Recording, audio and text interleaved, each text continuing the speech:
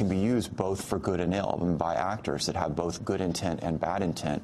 And the ethical question that we need to think about, when we talk about robots and ethics, most people just want to talk about, Asimov's laws. Well, we also need to think about the ethics of the people behind the robots. Well, let's talk about specifically the experience of the soldiers who are now pushing buttons. They themselves, their lives are not at risk. They're not experiencing the person at the other end. Yeah, when I use the term robots revolution, I need to be clear here. I'm not talking about a revolution where, your Roomba vacuum cleaner is going to sneak up and ambush you. We're talking about a revolution in the way wars are fought and who fights them. And this aspect of distance is one of the big ones. It changes the very meaning of going to war.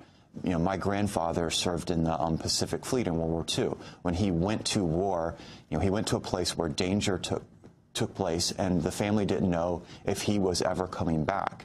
And that's very different than the experience of, for example, a Predator drone pilot that I met with for it, who described that basically his experience of fighting in the Iraq War was getting in his Toyota Corolla, driving to work. He's doing this in Nevada. Driving into work for 12 hours, he puts missiles on targets, then gets back in the Toyota, commutes back home, and within 20 minutes, he's talking to his son at the dinner table. When you say puts missiles on targets, you mean bombs?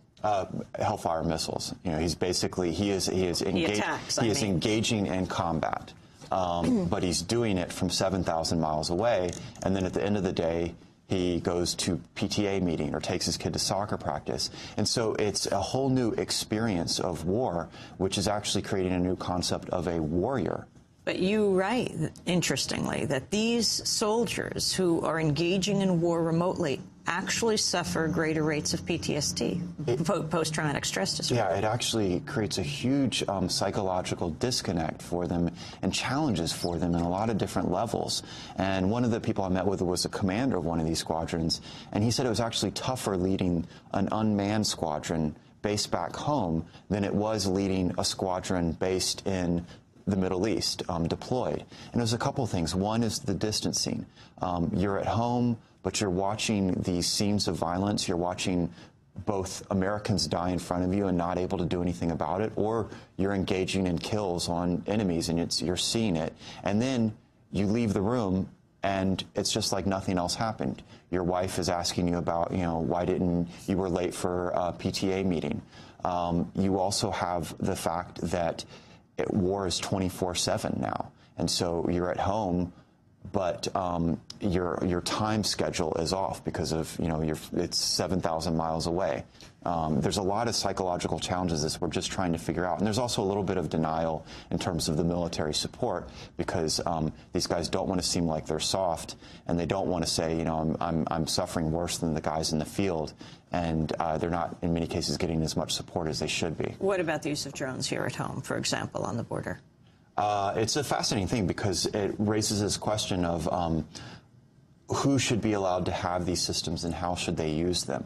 So, for example, DHS saw all the success that the military was having with drones and said, we want our own.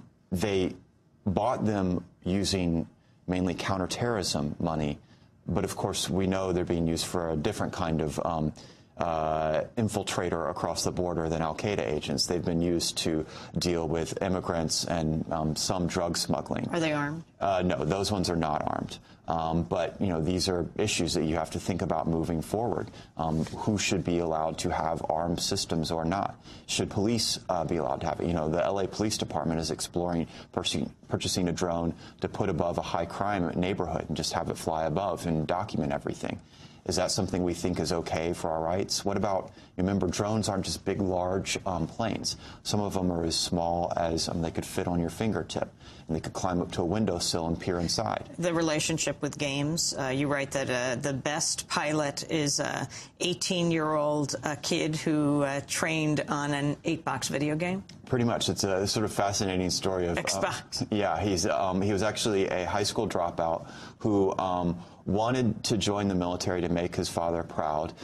He wanted to be a helicopter mechanic. And they said, well, you failed your high school English course, so you're not qualified to be a mechanic, but would you like to be a drone pilot? And he said, sure. And it turned out because of playing on video games, he was already good at it. He was naturally trained up.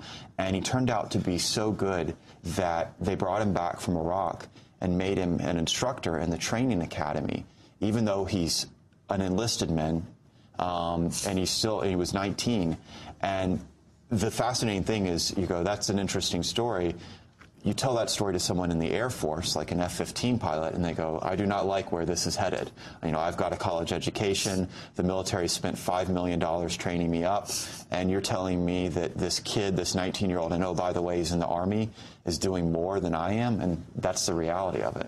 ABC News says you wrote the campaign paper for Obama on robots, on...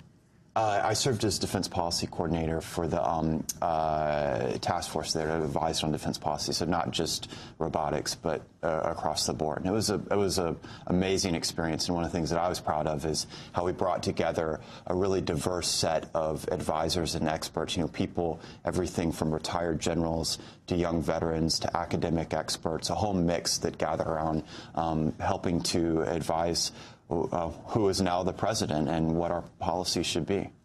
I want to thank you very much for being with us. P.W.Singer, Senior Fellow at the Brookings Institution. His new book is Wired for War, The Robotics Revolution and Conflict in the 21st Century. This is Democracy Now! We'll be back in a minute. Great.